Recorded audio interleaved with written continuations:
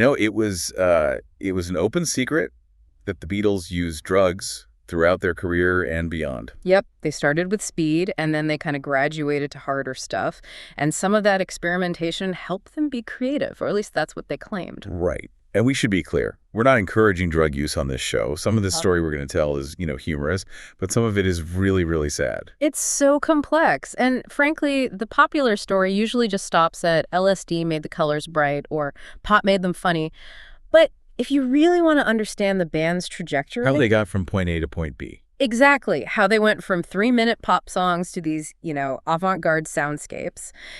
You have to look at their chemical timeline. It mirrors their musical timeline almost perfectly. It really does. You can almost chart the albums by what was in their system at the time. But we can't start with the psychedelic 60s. No, not at all. We have to rewind to a much grittier, greasier time.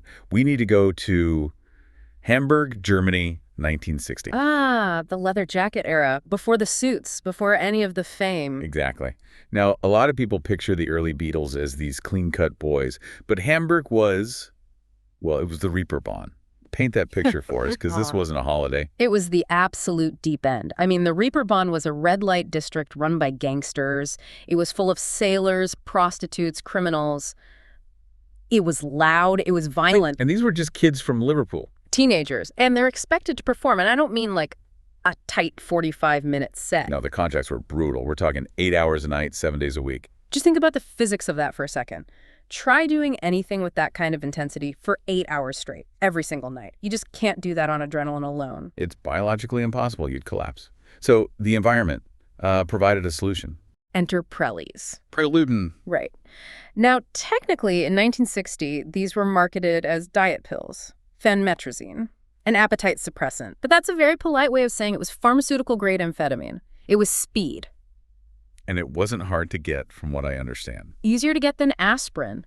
The cleaning ladies at the clubs had them. The barmaids had them. It was the fuel of the entire district. The Beatles didn't start taking them to get high in the party sense. It was a survival tool? It was workplace performance enhancement. They just needed to stay awake. John Lennon was very open about this. He said they'd be on stage at 2 a.m, just foaming at the mouth, sweating, talking nonstop between songs because their brains were just firing on all cylinders. And this is the crucial part, I think.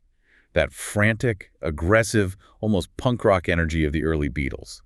The mach show, or make a show style the club owners demanded. That wasn't just youthful exuberance. That was chemical assistance. If you listen to those early Star Club tapes, the tempos are insane.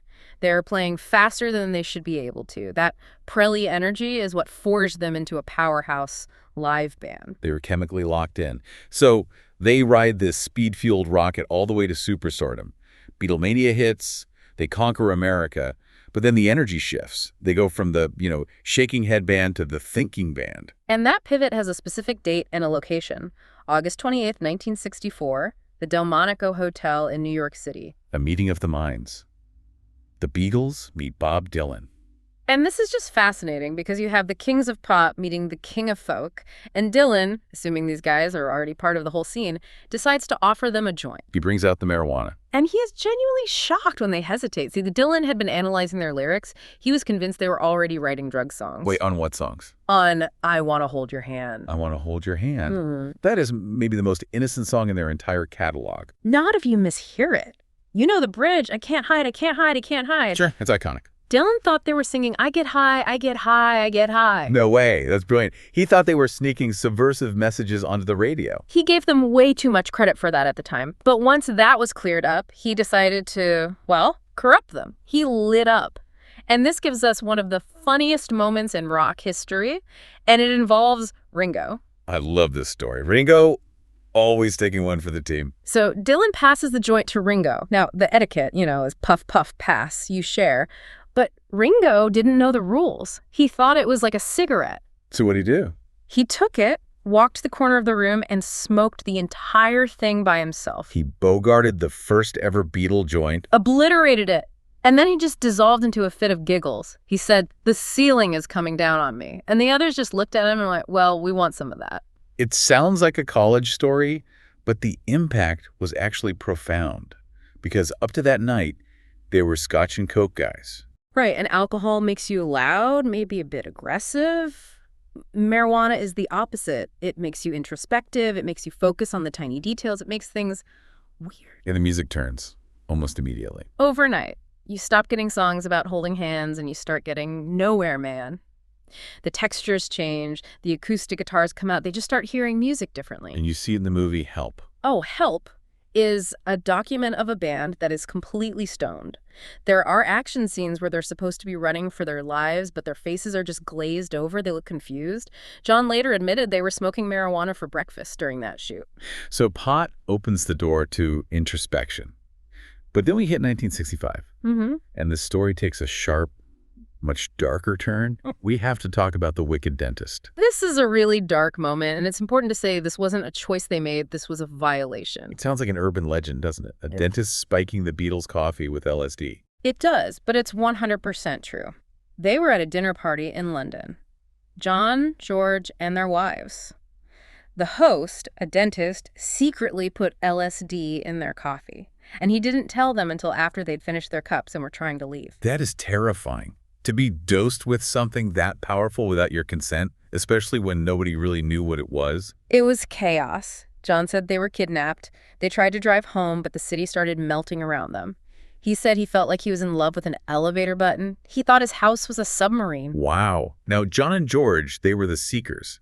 So once the fear wore off, they kind of leaned into it. They did. They saw it as a key to a new reality.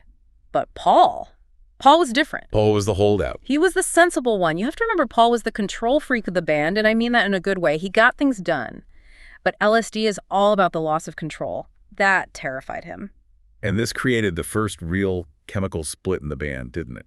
A massive one. You had John and George on this cosmic plane bringing in Indian music and abstract ideas. And you had Paul still very much on the ground drinking scotch. He didn't try LSD for a full year after that. But when he finally did, he managed to make it a global PR crisis. He just couldn't help himself. In 1967, he told a reporter that LSD opened his eyes and made him a better, more honest, more tolerant person. And the British establishment just lost its mind. It was the final nail in the coffin for the mop-top image. You can't be the cute one who smiles and waves. If you're telling the youth of Britain that dropping acid makes you a better person, It was scandalous. Which also changed how fans listened. Suddenly, every lyric was a potential code. The hidden playlist. Okay, let's play a game with that. Drug song or not a drug song? First one, the big one. Sgt. Pepper era. Lucy in the Sky with Diamonds. LSD. True or false? False. Really, this seems so obvious. I know, it fits perfectly. But John insisted it was a total coincidence. His son, Julian, came home from school with a drawing of his classmate Lucy O'Donnell. He called it Lucy in the Sky with Diamonds. So it's just a father describing his son's art. Exactly. Now, the imagery in the song, tangerine trees, marmalade skies, that is clearly influenced by his acid trips. But the title itself, pure coincidence. Okay, I'll give you that one. Next up, Gotta Get You Into My Life. Oh. Sounds like a classic Motown love song to a girl. True, but the twist is he's not singing to a girl. Paul wrote this as a literal love letter to marijuana. No way. Yes way. He's personifying the plant. It's an ode to pot. He's talking about his first time smoking it. That completely changes the vibe of that song for me. Okay, how about Day Tripper? True. That was John being snarky. He was making fun of what he called weekend hippies. The part-timers. Exactly. People who would drop acid on a Saturday to feel cool, but then put their suits back on and go to work for the man on Monday. They were just day trippers. He could be brutal. Okay, A Day in the Life, the famous line, I'd love to turn you on. Oh, that's true. The BBC actually banned the song because of that line. And for once, the censors were right. Paul and John admitted it was a direct nod to the mind-expanding culture. Last one, Yellow Submarine. I've heard this is about nembutyl capsules, which were yellow barbiturates. False. People really overthought that one. Paul just wanted to write a fun, surreal kid's song for Ringo. Sometimes a submarine is just a submarine. I'm glad to hear that. But speaking of specific references, let's talk about Dr. Robert. That wasn't a metaphor, was it? No, that was a very specific, very sharp inside joke. The song is likely about a Dr. Robert Fryman in New York, but there were guys like him in London, too. The Doctors to the Stars. Precisely. Wealthy socialites, actors, tired musicians, they'd go see the good doctor for a pick-me-up. He'd give them these so-called vitamin B12 shots. But they weren't just vitamins. Hardly. They were laced with amphetamines. So you have these high society types who think they're getting a health boost, but they're actually tweaking. The song is just mocking that whole scene. It's amazing. But as we move into the late 60s, 68, 69, the tone shifts again. The drugs aren't funny or expansive anymore. No, this is the descent. We move from mind expansion to just numbing. And the drug that enters the picture is heroin. And this is mostly John's story, isn't it? Primarily. You have to look at where he was. He felt isolated from the band. He was taking massive heat from the racist press about his relationship with Yoko Ono. He was paranoid. He withdrew. And heroin is the ultimate withdrawal drug. It is. Yeah. Acid pushes you out into the universe. Heroin builds a wall around you. And you can see it in the Let It Be footage. He's there, but he's checked out. And that created a chemical divide they couldn't come back from. Literally. I mean, think about it. Paul is on pot and wine. He's energetic. George is deep into meditation. He's clear-headed.